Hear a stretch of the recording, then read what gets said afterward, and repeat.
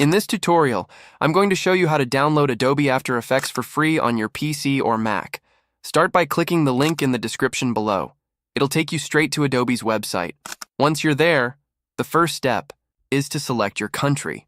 After that, go ahead and click on Start Free Trial. You'll now see three options: individual, business, and students and teachers. If you're using After Effects on one device, choose the individual plan. Or, if you need it for multiple users, go with the business plan. I'll select the individual option.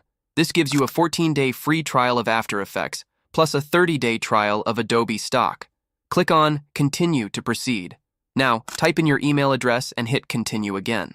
Next, fill in your personal details, including your credit or debit card info.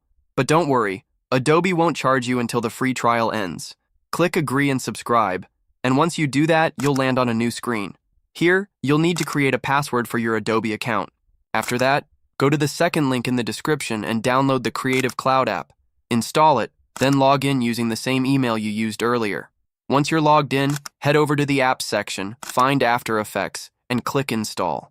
And that's it! You're all set! Thanks for watching, and see you in the next video. Bye, and have a great day.